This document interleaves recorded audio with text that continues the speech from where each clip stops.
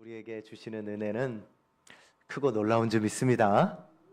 네, 오늘도 말씀이 주시는 은혜 가운데 여러분의 영혼이 살아나고 여러분의 생각이 변화되어지고 삶이 하나님의 붙잡아 주심 가운데 축복되어지실 수 있기를 간절히 축원하여 드립니다. 여러분들, 우리가 하나님과 멀어져 있고 떨어져 있는 것처럼 우리가 한 발 뒤로 물러나 있다 할지라도 하나님은 내 가까이 다가와 계십니다. 늘 내 가까이 다가와 계세요. 나는 하나님과 떨어져 있고 싶고 때로는 혼자 있고 싶어 한다 할지라도 하나님은 늘 내 옆에 가까이 와 계시다. 이 사실을 여러분들 아셔야 합니다. 지금도 예배하는 이 자리 가운데 하나님은 우리와 함께하고 계시는 줄 믿습니다. 함께하고 계시는 줄 믿습니다. 여러분의 옆에 지금 앉아 계시는 가까이 있는 교우들과 같이 하나님은 여러분의 옆에 또 여러분 안에 함께 하셔서 여러분들을 붙잡아 주고 계시고 위로하여 주고 계시고 치료하고 계시고 힘주고 계시다라는 사실을 의심 없이 믿으실 수 있기를 간절히 축복하여 드립니다. 하나님이 나와 함께 하신다라는 것, 그 사실을 마음에 두고 오늘 말씀 앞에 자신을 돌아보실 수 있기를 바랍니다. 사람에게는 누구나 낮과 밤이 있습니다. 낮과 밤이 있습니다. 우리가 살아가면서도 낮이 찾아오고 밤이 찾아오는 것처럼 낮과 밤으로 표현되어지는 것처럼 우리의 삶의 자리 가운데 인생의 길 가운데도 낮과 같은 시절이 있고 밤과 같은 시절이 우리에게 꼭 있습니다. 사람들이 그 낮일 때는 잘 봅니다. 그리고 잘 판단합니다. 그리고 옳고 그름에 대한 것들을 가지고 잘 행합니다. 그런데 밤이 되어지면 어떨까요? 우리가 밤이 되어지면 잘 보지 못하지 않습니까? 인생의 길, 또 내가 무엇을 해야 될지, 또 어떻게 행동하고 말해야 될지에 대한 것들을 이 밤이 되어지면 잘 하지 못하는 것이 우리들인 것처럼 우리의 삶도 마찬가지지 않은가라고 생각되어집니다.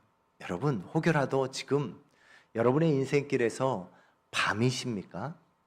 밤이다라면 오늘 말씀을 한번 잘 마음을 열고 들으시고 또 하나님이 오늘 이 말씀을 통해서 우리에게 또 여러분 한 분 한 분에게 무엇라 말씀하고 계시는지를 듣는 여러분이 되어지실 수 있기를 바랍니다. 밤이 되어졌다.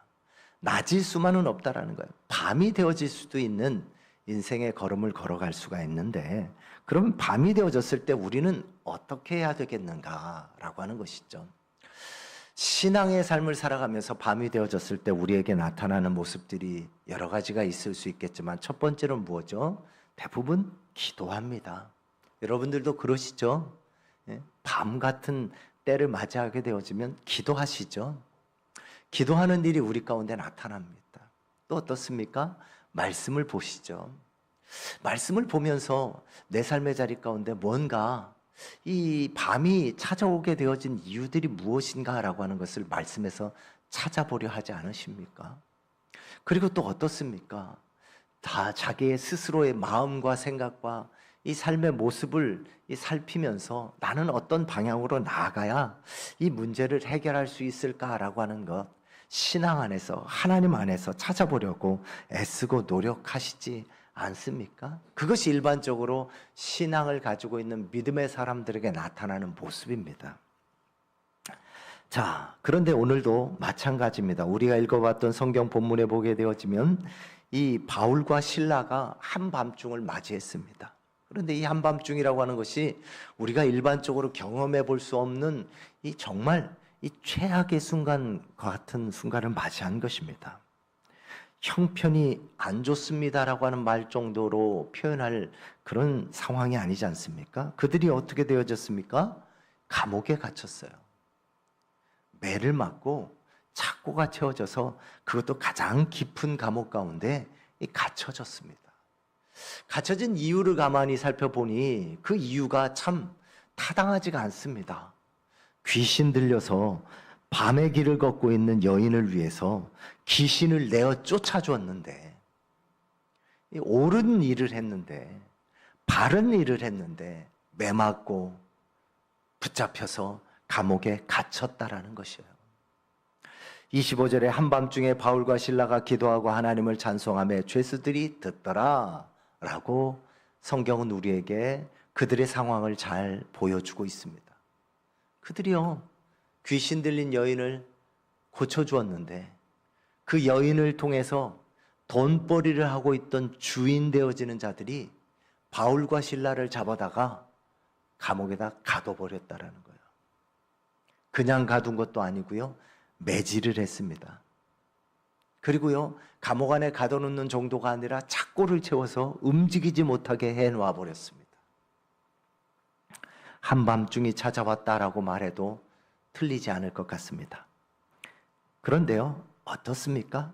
그 한밤중에 이 바울과 실라가 무엇을 하고 있죠? 찬송을 합니다. 기도를 합니다. 우리들이 삶의 자리 가운데 만나게 되어지는 밤 가운데 행하였던 모습들을 그들도 동일하게 행하고 있습니다. 자, 그들이 찬송하고 기도할 수 있었던 그 이유, 그리고 그렇게 함으로 말미암아 어떤 결과들이 만들어졌는가라고 하는 사실을 오늘 말씀을 살펴보면서 여러분의 삶의 자리 가운데 지금 밤이거나 혹은 여러분의 주변에 누군가가 밤을 길을 걸어가고 있고 오늘 바울과 실라와 같은 모습들 가운데 지금 묶여져 있는 상황들이 있다라면 여러분이 이 말씀을 가지고 복음을 전하고 또 이 복음의 말씀을 가지고 여러분들이 이 해방되어지고 하나님의 그 인도하심 가운데 보호하심을 받는 은혜가 있기를 간절히 축원하여 드립니다. 첫 번째로 우리가 생각해 볼 부분은 아무리 밤이라 할지라도 하나님은 여전히 하나님이시다라는 사실입니다. 밤이라도 하나님은 하나님이시다라는 거예요. 여러분, 이 의미는요 굉장히 중요합니다. 하나님은 하나님이시다. 하나님은요 변함이 없으신 하나님이시다라는 거예요. 내 삶에 밤이 찾아오고 내 삶에 문제가 있고 내 삶에 아픔이 있고 괴로움이 있고 질병이 있을지라도 내가 믿는 하나님은 조금도 변하지 아니하시는 하나님이시다라는 거예요. 우리의 삶의 자리 가운데 나는 어려움이 있을지라도 괴로움이 있을지라도 질병이 있을지라도 하나님은 변함이 없으시다. 이 의미는요 매우 중요한 것입니다. 오늘 16절에 보게 되어지면 바울과 실라가 귀신을 내어 쫓은 일로 인하여서 그 돈을 벌었던 사람들에 의하여 감옥에 갇혔고 그 일로 인하여 그들이 매맞고 문제 앞에서 아파하는 자들이 되어졌지만 결국 그들에게 있어서 중요한 사실, 그들이 찬송하고 하나님 앞에 기도할 수 있었던 이유는 그들 안에는 하나님은 변하시지 않는다라고 하는 신앙의 믿음의 고백이 나타난 것입니다. 자, 그렇다면 우리도 우리의 삶의 자리 가운데 고난과 역경과 같은 한밤중이다라면 이 하나님은 변함이 없으시다라고 하는 믿음을 가지고 바울과 실라처럼 기도하고 찬송할 수 있는 사람들이 되어져야 할 줄 믿습니다. 그럴 때 놀라운 일이 일어난다라는 사실입니다. 어떤 일이 일어났습니까? 한밤중에 바울과 실라가 기도하고 하나님께 찬송하며 기도하고 찬송하였다라고 말하고 있습니다. 여러분, 그들이 지금 그 깊은 옥에 갇혀 있습니다. 아무것도 보이지 않습니다. 한밤중에요. 아무것도 보이지 않는 감옥 가운데 갇혀 있습니다. 착고가 채워져 있습니다. 매를 맞아서 아플 겁니다. 괴로울 겁니다. 밥은 먹었을까요? 그러지 못했을 겁니다. 그런 상황 가운데 그들은 첫째 했던 일이 기도했다라고 하는 거예요. 무슨 기도를 했을까? 여러분 한번 상상해 보시기 바랍니다. 한번 여러분이 그 상황에 있다라면 무슨 기도를 할지 여러분의 그 신앙 안에서 한번 여러분이 기도해 보시기 바랍니다. 여러분 지금 바울과 실라와 같은 상황 가운데 여러분이 들어가 있다면 여러분의 입을 열어서 하나님 앞에 무슨 기도를 할까요? 저 같으면 이럴 것 같아요. 하나님, 저 좀 살려주세요. 저 좀 꺼내주세요.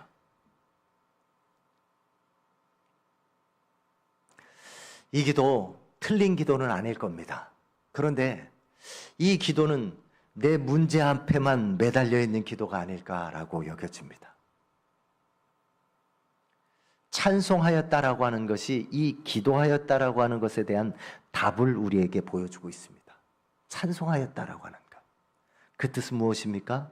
하나님이 내 이 모든 상황 가운데서도 내 기도 가운데 하나님은 늘 함께 하셔서 내 입을 열어 복음을 전하게 하셨던 것처럼 지금 이 순간에도 하나님 앞에 영광의 기도를 통해 하나님의 뜻을 알게 하시고 하나님이 어떻게 하실 것에 대한 것을 보여주실 것이다라고 하는 기도를 했을 것 같습니다.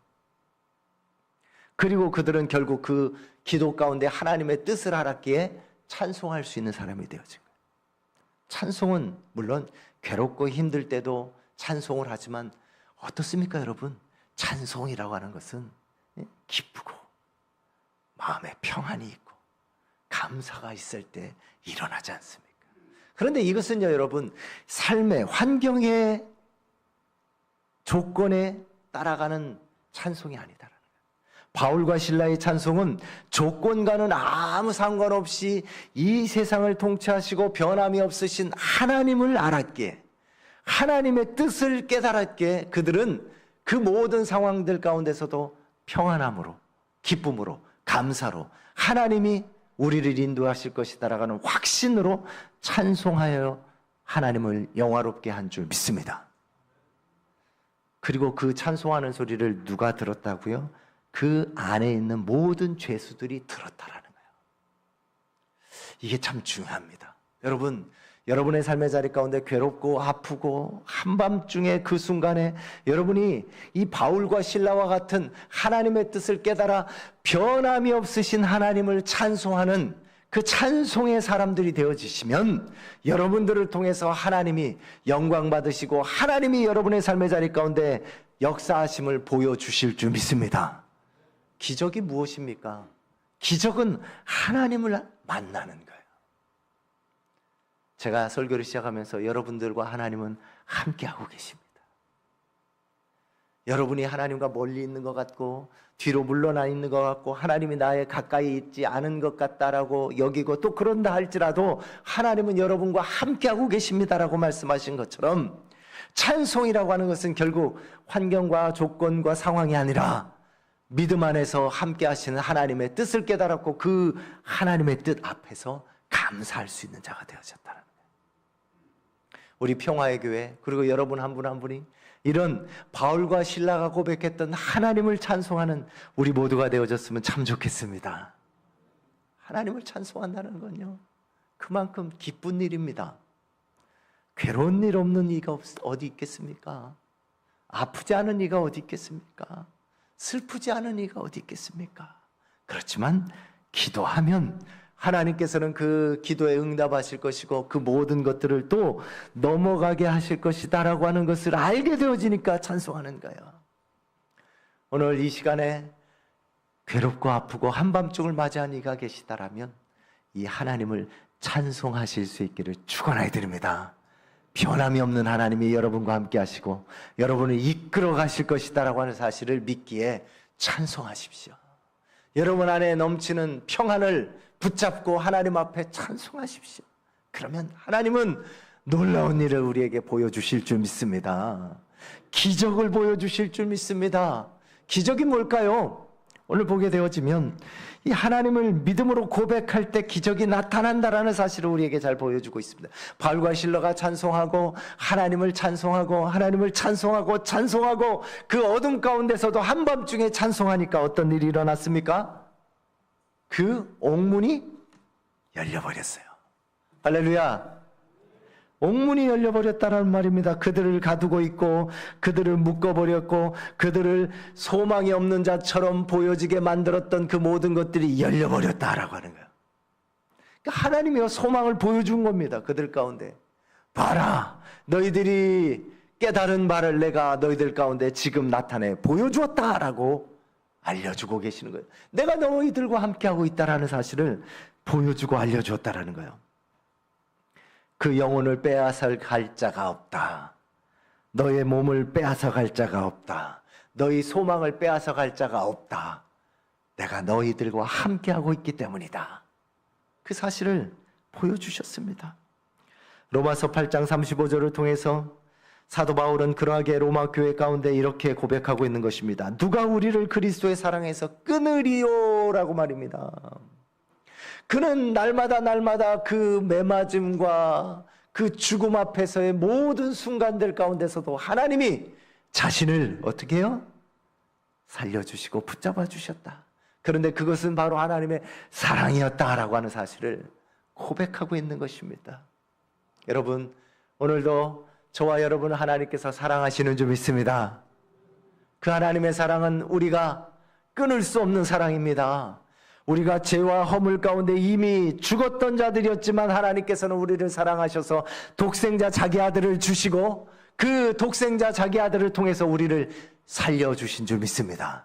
이미 가장 좋은 것을 주신 그 하나님께서 우리의 삶의 자리 가운데 일용할 양식 혹은 때로는 우리의 삶의 자리 가운데 어떤 문제와 같은 것들, 그것은 하나님 앞에서 전혀 아무것도 막을 수 없는 것이다라고 하는 사실을 기억하실 수 있기를 바랍니다. 하나님이 끝까지 여러분을 아들을 주신 것처럼 사랑하실 줄 믿습니다. 이 사실을 우리가 알면요, 감사뿐입니다. 찬송뿐입니다. 우리 옆에 있는 분하고 이렇게 고백하겠습니다. 하나님이 당신을 끝까지, 여기서는 조금 여러분 끝까지 이렇게 늘리셔야 합니다. 그냥 끝까지 이렇게 하시면 안 돼요. 끝까지 사랑하십니다. 시작!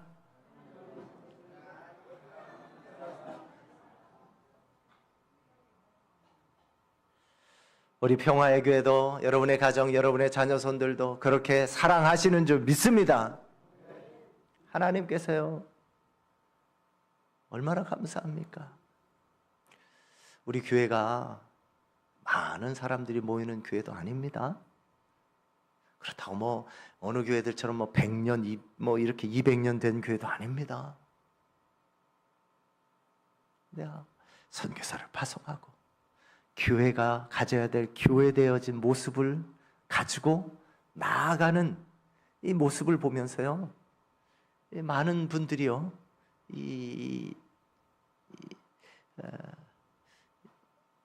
그 우리의 모습을 통해서 소망을 보고 또 도전을 받고 또 하나님 앞에 영광 돌리는 일들이 일어나고 있습니다. 우리가 알든 모르든 하나님께서는요, 우리들의 모습을 통해서, 우리들의 순종의 모습을 통해서 하나님의 영광을 드러내신다는 거예요. 바울과 실라가 그 옥중에서 찬송하는 소리를 통해서 하나님께서는 내가 너희들과 함께하고 내가 너희들을 사랑하신다라고 하는 사실로 그 옥문을 열어 제끼는 일들을 보여주셨는데요, 그것을 통해서 어떤 일이 일어납니까? 그 일로 인해서 간수가 깜짝 놀랍니다. 여러분, 갑자기 옥문이 열려지고 그 어둠 칠흑 가운데 그 간수가 보지 못하니까 어떤 생각이 들었겠습니까? 옥문이 열렸다라는 사실을 깨닫고 나니까 그 안에 있던 사람들이 어떻게 되어졌다? 다 도망갔겠구나. 자신에게 이제 죽음이라고 하는 것이 다가오겠구나 라고 낙심하지 않습니까? 그리고 그는 어떤 선택을 합니까? 자기 스스로 자결하려고 합니다. 칼을 빼들고. 이것이 일반적인 어둠 한밤중에 있는 사람들이 취하는 모습입니다. 바울과 실라의 모습과는 정반대의 모습 아닙니까? 간수였는데 그는 갇힌 자도 아닙니다. 그는 오히려 죄수들을 가두고 군림할 수 있는 사람임에도 불구하고 하나님의 역사가 나타나니까 그 옥문이 열려진 일로 인하여서 이제 나에게 밤이 다가왔구나. 나는 이제 죽었다. 그러니 차라리 괴로움을 당하고 죽는 것보다는 스스로 죽는 게 낫겠구나라고 생각하고 칼을 빼들고 자기의 몸을 자결하려고 하는 그 순간입니다. 이것이 한밤중을 맞이한 이들에게 나타나는 세상 하나님을 모르는 사람들의 모습이다라는 거예요. 그런데 하나님의 사람들은 그를 향하여 무엇을 말하고 있습니까? 내 몸을 상하지 말라. 우리가 다 여기 있노라 라고 말하고 있습니다. 내 몸을 상하지 말라. 여러분, 우리 스스로 혹여라도 우리 몸을 상하게 하고 있지는 않은지, 하나님이 변함없이 우리를 끊임없이 사랑하심으로 붙잡아 주신다라고 하는 사실을 내가 잃어버리고 또 잊어버려서 혹여라도 내 몸을 상하게 하고 있는 일이 없는지 스스로를 돌아보시기 바랍니다. 자책하고 절망하고 포기하고 도망가고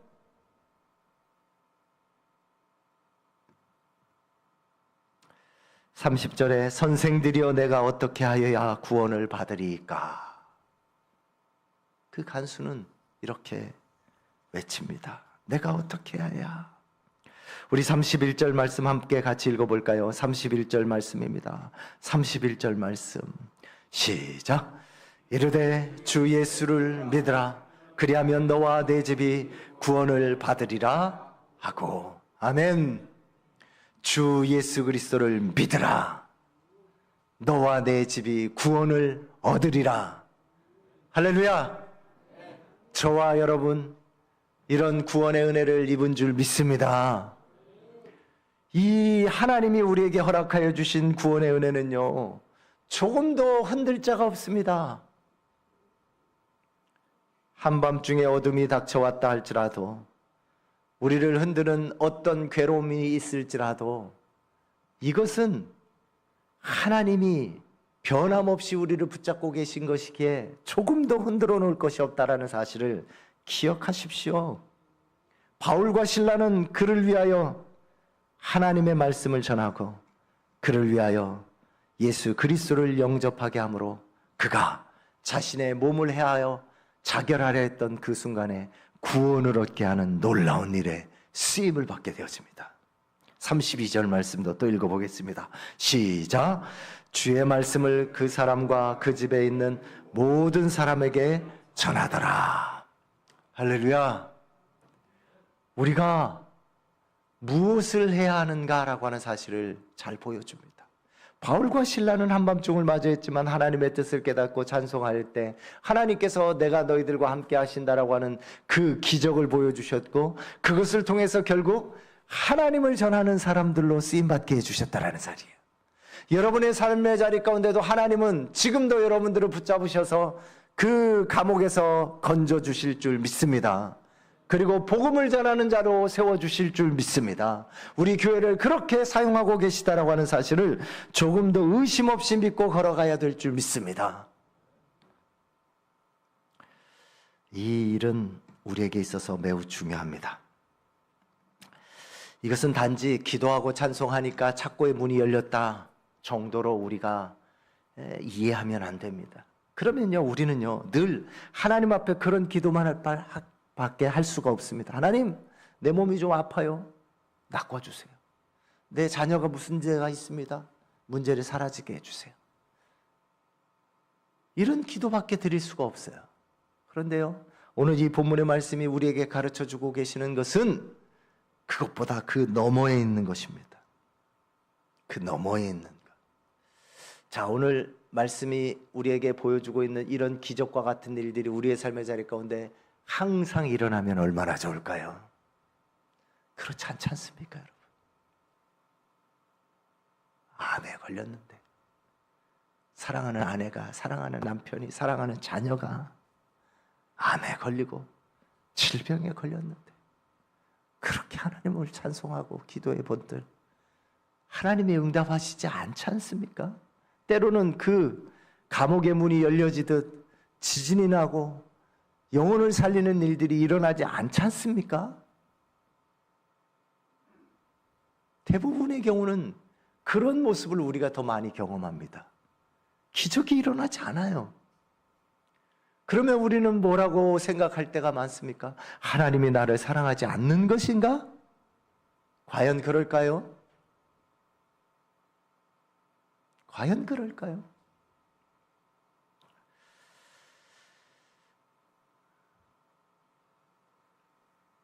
AD 200년경입니다. 저 카르타고, 지금으로 말하면 리비아 이 정도 되겠습니다. 젊은 그리스도인들이 있었습니다. 페르페투아 펠리기타스라고 하는 두 여인입니다.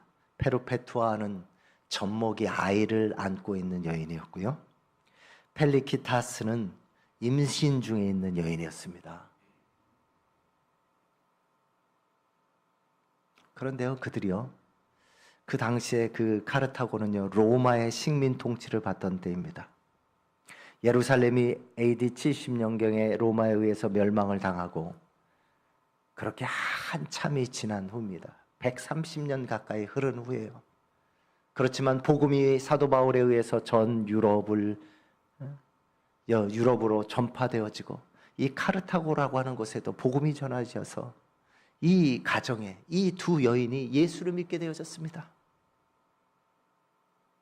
그런데요, 그들에게 핍박이 닥쳐왔어요.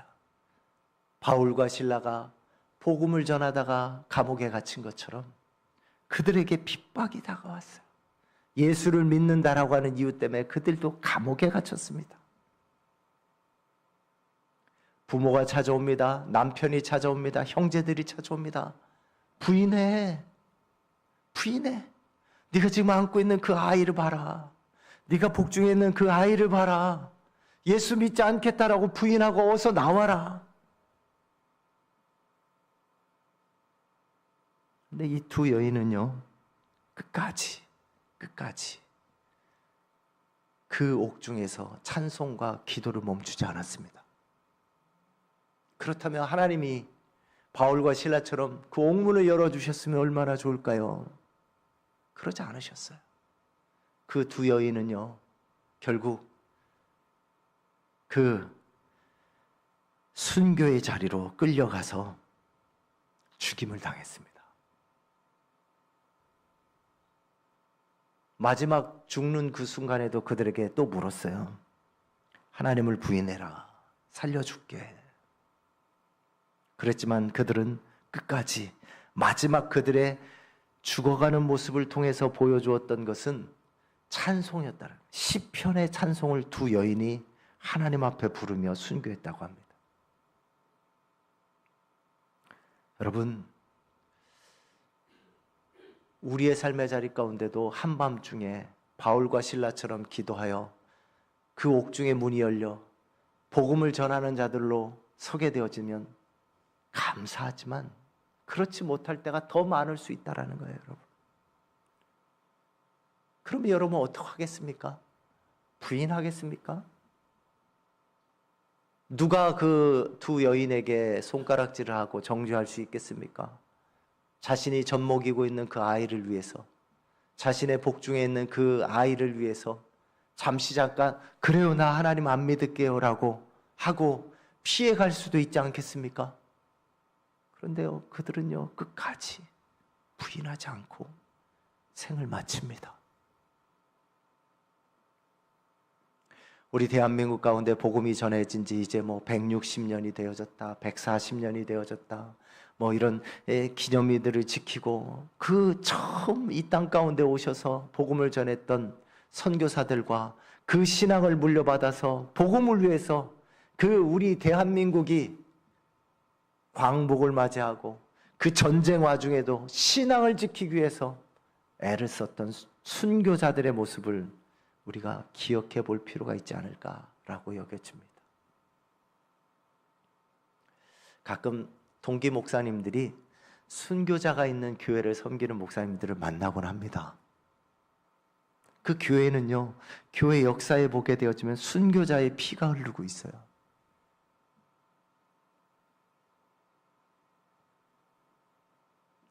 그런데 그렇게 순교자의 피가 뿌려진 교회는요, 그 교회 성도들은요, 하나님의 복을 받더라는 거예요. 그 복이라고 하는 것이 무엇일까요? 하나님 앞에 찬송과 또 기도를 드리며 자신의 삶의 자리 가운데 한밤중이라도 그것에 무너지지 아니하는 삶을 살아가는 예수의 진정한 사랑을 가진 자들로 살아가더라라는 거예요.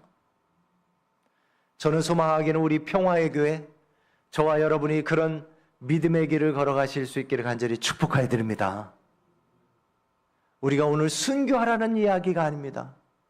나의 신앙은 지금 어떤 모습인가라고 하는 것을 살피면서 하나님 보시기에 부끄럽지 않은 자로, 복음을 전하는 자로 끝까지 하나님 앞에서 살아서 승리하는 우리 모두가 되어지실 수 있기를 간절히 축원하여 드립니다.